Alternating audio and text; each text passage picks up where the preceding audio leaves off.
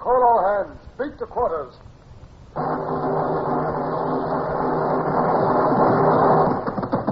Run out the guns. Stand by the starboard battery. One broadside into it, if you please, Captain Bush.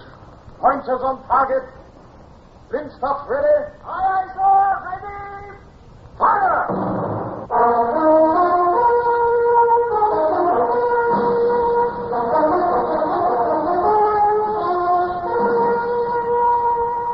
Presenting Michael Redgrave as C.S. Forrester's indomitable man of the sea, Horatio Hornblower.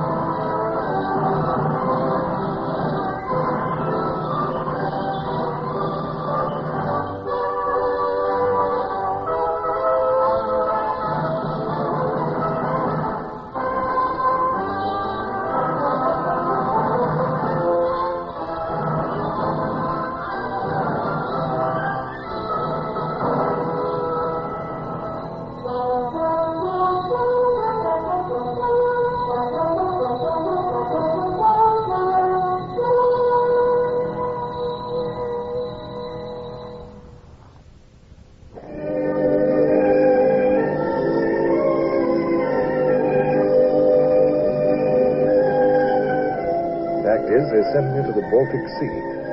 What happened there in the next few months would change the history of the world, for better or for worse. Napoleon had overrun the continent. England alone was fighting, and for her very life.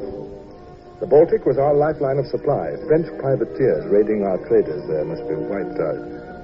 One of these, the Blanche Fleur, had already caused much damage, and I was resolved to track her down. She'd been reported entering the Baltic only a day or so ahead of us. Our squadron had seen no action since we'd had to shoot our way in through the straits a few days earlier. The officers and men of the Nonsuch were growing restless, but one morning there was a sudden hail from the masthead. Hello! Sail to leeward! Commodore Hornblower, sir. A sail. Maybe the Blanche Fleur, or however you say it. That French corvette. If it's the Blanche Fleur, we're in luck. I'll trouble you to give me the glass, if you please, Captain Bush. Aye, aye, sir. Can you see her, sir? Oh, it's confounded fog.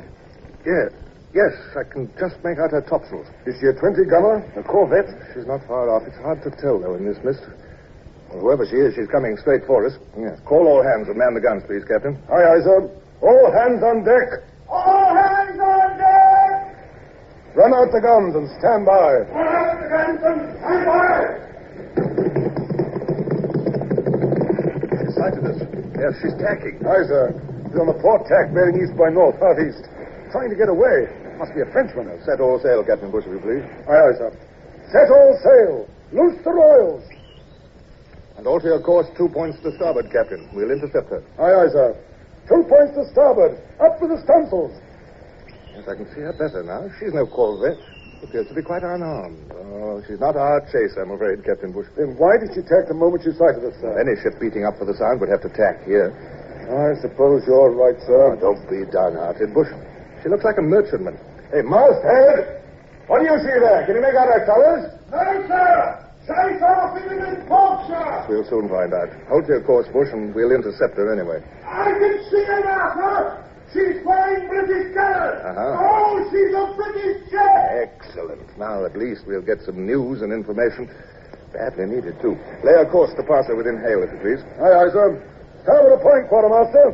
Get those tonsils in again, Mr. Hurst. Aye, aye, sir. She's a merchantman, all right. I can see her cargo now. This looks like timber. But one can't be too careful in these waters. Better ask her for the private code, Captain. Very good, sir.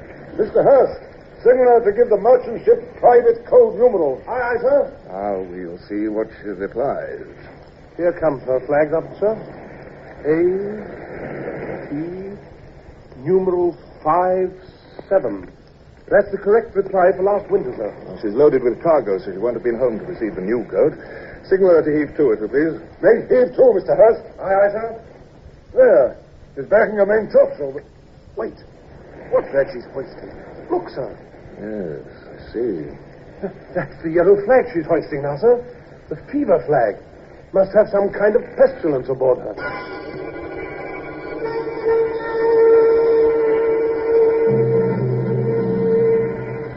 Hi, Tom.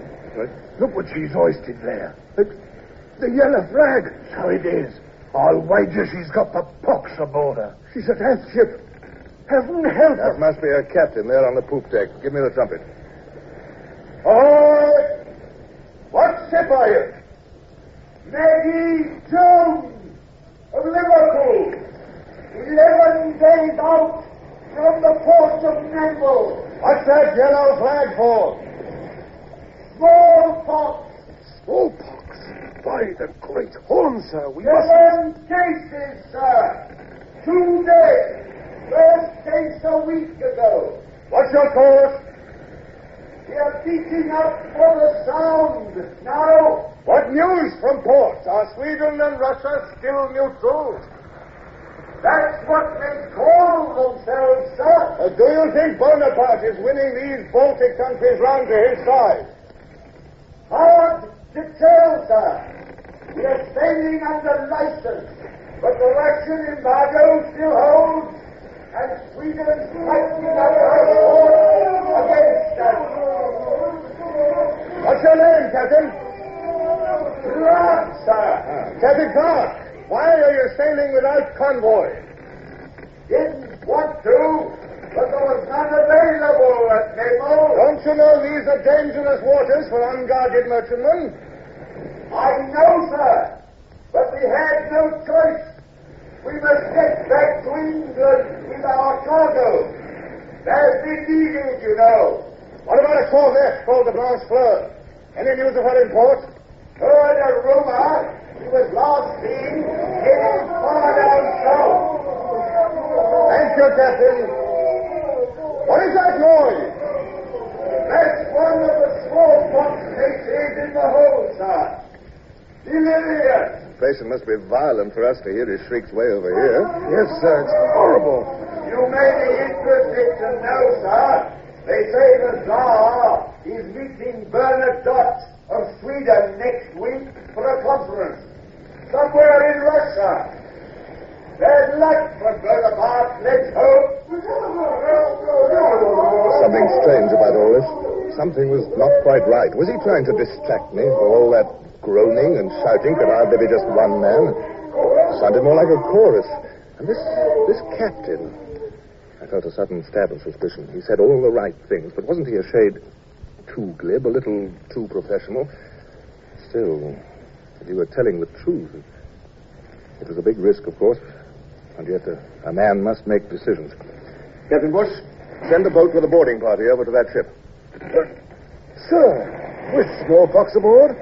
We have hundreds of men crammed into close quarters here. It would sweep us like wildfire. I appreciate your concern for the men, Bush, but do you suppose I'd risk their lives without sufficient reason? No, sir, of course not. I merely... I know from your face, Bush, you're still hoping I'll reconsider, aren't you? Well, I'm sorry, Captain, the order stands. Come along, I want to get another look at her from that forward. Aye, aye, sir.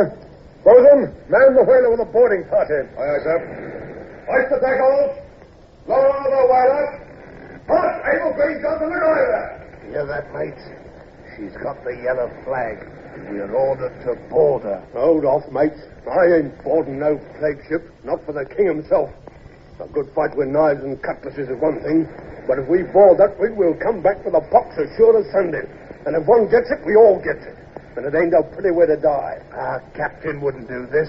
It's the Commodore. It's a devil he is. Aye. Let him board the plague ship. So say I. The pox is worse than the yard arm any day. We're done for, whichever way. Belay it. Here he comes back with his blooming trumpet. Captain Clark, stay home too. Well, what is it? The men, sir. A bosun tells me they're afraid. They don't want to board a ship with a yellow flag. You're in command of this vessel, Captain Bush. It's up to you to maintain discipline. I need not remind you that the Admiralty will have a full report of this incident. Aye, aye, sir.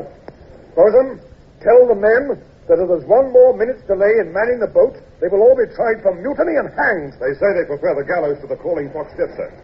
I'll tell them... Wait. I'm going along with the boarding party myself. Tell the men that. You? But, sir... All right, Captain Clark. We're sending a boat to you. We're coming aboard. As you wish, sir. I warned you of the smallpox. Will you send the surgeon and some medicine? This was exactly what he should have said. A sick pang of doubt shot through me. But it would have been quite impossible to turn back now. My own orders. Man of the weather, the Commodore's coming along. Look alive, sir! The Commodore's gone with us. I'm with him for one. How about you, Tom? Blow away! Come on, mate. Over we go. She'll be ready for you to board in a moment. Thank you, Connors. Would you summon Surgeon Choke, please? We'll take him along. Aye, sir. Look, sir. What about the captain over there on the Maggie? He's thrown down his trumpet and he's stamping about like a crazy man. Seems to be shouting some kind of an order. Yes, we'll soon find out what all that racket's about. Does seem strange, sir. At any rate, she's had a good view now of our 74 guns. She'll hardly try to run for it. Ahoy, Maggie! Pots or no pots, we're on the way. And take this word of warning. Stay all to, or I'll sink you.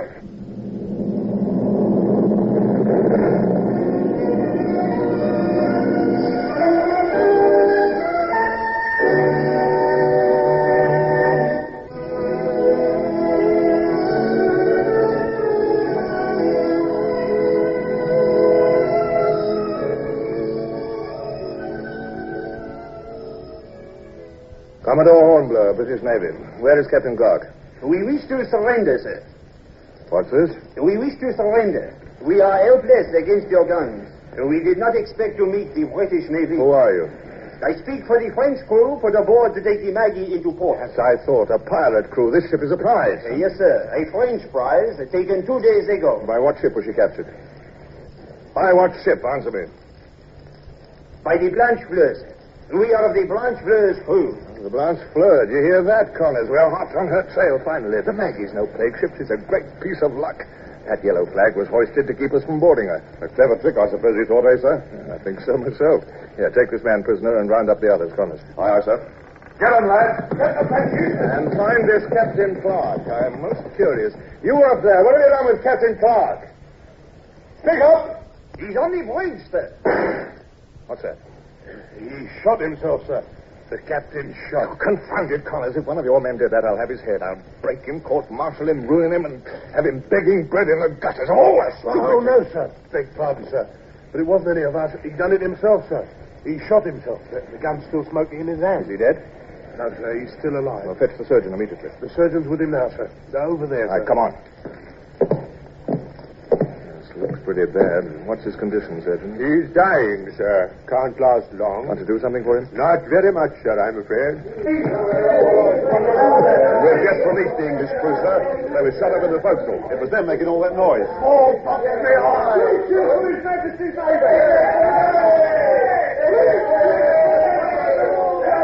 Stop that infernal racket. Aye, sir. Here comes the real skipper of the Maggie. Captain Elsby, his name is, sir. Oh, then Clark An English renegade, sir, working for the French. Commodore Hornblower? Captain Elsby, how do you do, sir? Thank heaven you came. How we yelled and hoping you'd hear us. Almost blew our lungs out, sir. Good work, Captain. We heard you. We were afraid this Clark fellow had fooled you. He was a devilish clever imposter. We heard the shot. I'd like to find out something more about him. Clark. Can you hear me, Surgeon? I don't know, sir. He's sinking fast. Why should an Englishman betray his own country like this? Did he choose? Was he forced? Oh, we'll never know. He's trying to speak, sir. Bonaparte will rule the world. Long live Bonaparte. Apparently, that is my answer. Swine. Traitors. Quiet. I tried. You did indeed. How is he, Surgeon? Losing consciousness, sir, but there's still a pulse. He may linger for a while. Perhaps an hour, perhaps not. We must hang him, sir, before he dies. What did you say, Captain Elsby? We can convene a court-martial, try him on the spot, and have done with it at short order. He's committed high treason, sir. He should be executed for it. He's incapable of defending himself. What defense could he possibly offer, sir? You have scores of witnesses against him. Myself, the English crew, the captured pirates. What more could you ask, Commodore? A fair trial, Captain, and that will be impossible under the circumstances. He'll slip through our fingers, sir, if you delay. Let him. But treason is no light matter, sir. The Lords of the Admiralty might very well agree with you, Elsby, but I can't do it. I will not hang a man who is already so near death. But the example to the men, sir. We must always think of that. It discourages desertion. What sort of an example would it be to hang a dying man? If I can't hold men's loyalty without that sort of thing, I'm not fit to command them, that's certain. No, my mind is made up, Captain. I'll hear no more of it. As you say, Commodore? Come, Captain. Let him die in peace. Peace! He deserves no peace. I said we'll leave him with the surgeon, Captain Ellsbury. As we walked away from the dying man, it was horrible to see the look on Ellsbury's face. The man still lusted for revenge against that helpless, wretched Englishman. Ellsbury didn't know and probably would never learn that mere revenge is always stale and unprofitable. However, this was no time to compare moralities. Now, tell me more about this pirate ship, the Blanche Fleur. She's our real target. She's a ship-rigged, flush-deck 20-gunner, what the French call a corvette, sir. She's to be reckoned. Yes, I know. Where were you when she attacked? Just off the island of Rügen on the Swedish Oh, coast. the island of Rügen, eh? Yes. That would make an effective base. She could lie in wait there, then pounce on our trading ships as they come down from Finland and Russia. The worst part of it is, sir, in order to get safely by the island, you must pass through a narrow. There's a 2-fathom shoal. Yes, I remember that shoal from the charts. So she hemmed you in between the shoal and the land, eh? Exactly, sir. And we were at her mercy. But what could we do against her 20 guns with all our escape cut off? Well, you did what you could, Captain. At any rate, your shouts rescued the Maggie. The rest is up to us. The Blanche Fleur must be punished before she finds more victims in the Baltic.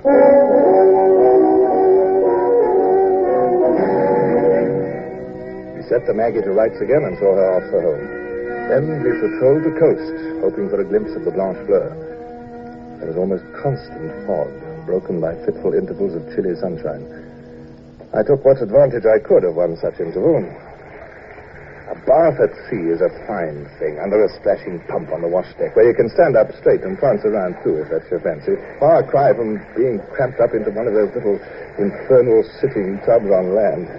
But Brown, my faithful coxswain, who stood by with a big towel, was shivering and looking thoroughly miserable. What's the matter with you, Brown? You look positively blue. Oh, it's the water, sir. It's icy. Well, you're not in it. I am. I know, sir, but right out of the freezing Baltic. Well, I can't persuade myself it's at all helpful to you. Rubbish, of course it is. Best tonic in the world. Freshens the blood, sharpens the wits. Yes, you ought to try it, Brown. Oh, if you please, sir, I'd much rather not. Gives me the ache just to watch you, sir. Commodore Hornblower, sir. Sir. I'm sorry to interrupt you, sir. But Captain Bush sent me. Well, what is it? Can't you see I'm... Oh, here, turn off this jet, will you? Turn off this jet, I say. Is everybody deaf? That's better. Well, now, what is it, Mr. Hurst? Hand me a towel, Brown. No, come on, the big one. Come on. Oh, shall I get your robe, too, sir? This breeze... Said my towel, didn't you hear? Yes, sir. Oh, but really, sir... All right, young man, what's your errand? Now, speak up there. There's a sail been sighted to leeward. What? Why the deuce didn't you say so? I'll come to the quarterdeck immediately. It might be the Blanche Fleur. But, sir, your clothes, you can't... Don't bother me, Brown. This is important. Give me the glass, Captain Bush. Now, where is she? She's gone. We've lost her, I'm afraid, sir. It's misting up over there again. She's disappeared into the fog. And this blasted fog is coming our way, too. Oh, confound the weather. Could you tell what her course was, Bush? North by northeast to half north, sir. She may have seen us. I'm not sure. We'll have to take a chance. Pursue her on that course, Captain. Aye, sir. Now to wait till this scurvy fog lifts. Oh, I'll stand watch with you. Aye, sir. Excuse me, sir, but there's a north wind. Well, that is, I mean to say, sir, aren't you cold in that towel? Huh? Oh, good heavens, I've forgotten all about it. Where are my clothes, anyway? Here, Brown. Where are you, Brown? Here I am, sir. Oh, Brown, what do you mean by letting me charge off that way without a stitch of clothes on? This whole ship has gone mad. Quite mad, I tell you.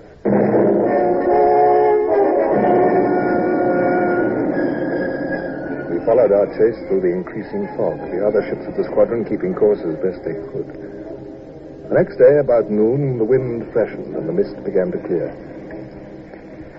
She was nowhere in view. She's probably sighted us and tacked, sir. I'm afraid she's got away. Hold to your course, Captain. Aye, aye, sir. Oh, come, don't look so dreary, Bush. This sea is not as wide as the Atlantic, you know.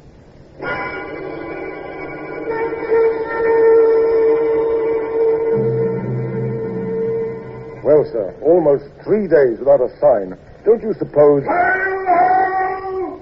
Sail on the lee quarter! You hear that, Bush? Let me have the glass. Aye, aye, sir. Can you see her? What is she?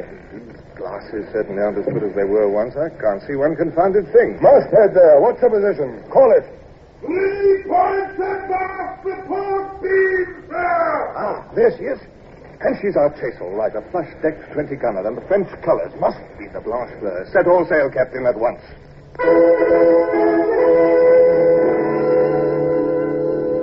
She's sighted us now, sir. No doubt about it. She's making off on the full speed. And if I'm not mistaken, she's heading straight for those narrows off Rugen Island. Good. Why, that's exactly where she trapped the Maggie, isn't it? Yes. Then why is the Blanche Fleur allowing us Those are neutral Swedish waters, Bush. The Blanche Fleur knows that we know that. She's counting on our fear of offending Sweden's neutrality. It's not unclever of her, I'll admit. Cowardly trick. Look at her in there, almost leering at us. What can we do, sir? We can't do it. You'll keep the Nonsuch here this side of the channel. We'll post the Lotus at the other end. The Blanche Fleur's bottled herself up. We better make the most of it. Then you intend... I think I'll go aboard one of the bomb catches. Why not the Moth? She's got a good range. She's easy to maneuver. Besides, her Captain Duncan's just a youngster. Last time he saw some action, don't you think?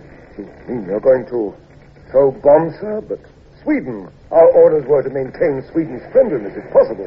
If possible. I know. But who can have their cake and eat it, too, eh?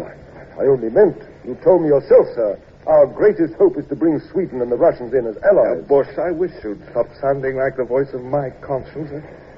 I wonder if... No, it can't be helped. We can't hold off. Sweden wants the best of both worlds, to make both France and England happy. But No, Bush, our first concern must be the Blanche Fleur and her finish. I hope you're right, sir. I hope I'm right, too, Bush. I'd better be. If I'm not, the Admiralty will have my hide.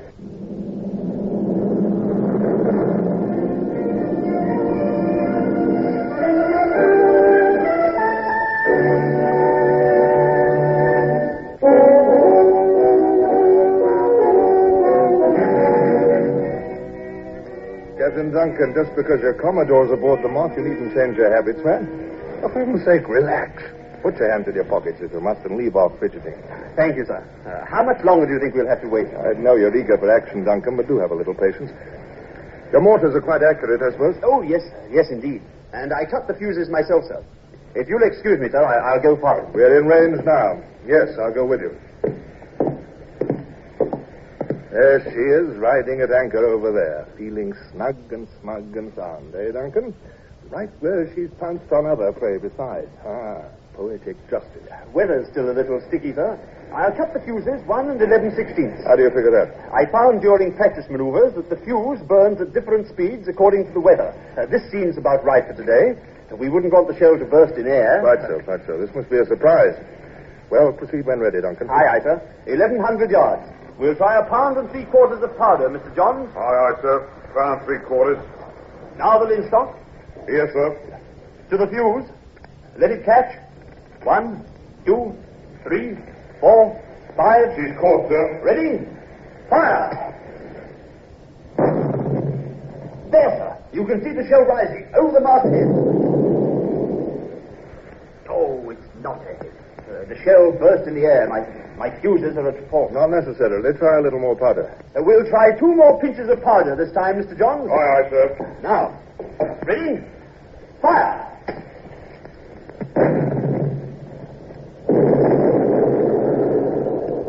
I think we've hit her, sir. Wait till the smoke clears. Then we can... Yes! A square hit on her bow. Our men are taking to the boats. Another shell into our fire. Aye, sir. Jump to it, men. Both mortars together. Be lively.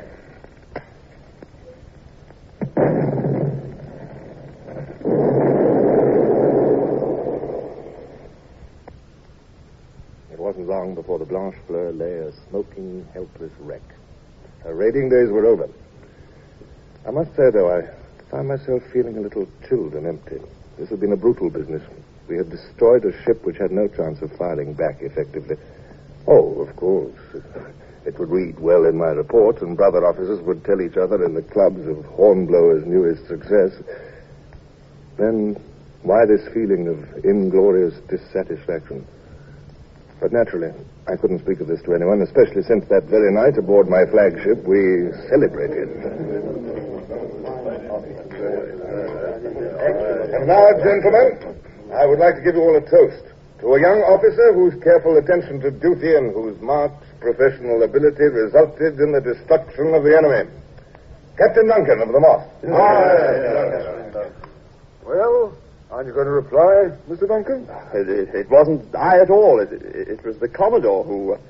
Well, after all, I mean... Captain Duncan, if you wish to advance in His Majesty's Navy, never try to offset commendation when it's due. I suggest you might show off your vocal powers to greater advantage by favoring us with one of your songs. Oh, yes, I've heard about them, never fear. Oh, well, come on. Come on. Why, thank you, sir. Well, then, let me see. Come on. She was a prize. She was a prize. The lovely lass with the sea green eyes. The lovely lass with the sea green eyes. So tall and fair. So tall and fair. The lovely lass with the golden hair. The lovely lass with golden hair. I expect each man there was thinking of someone left behind at home.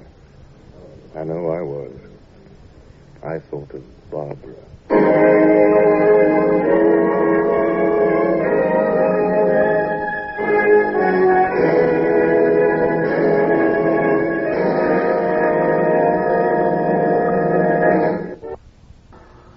Horatio Hornblower, starring Michael Redgrave, is based on the novels by C.S. Forrester.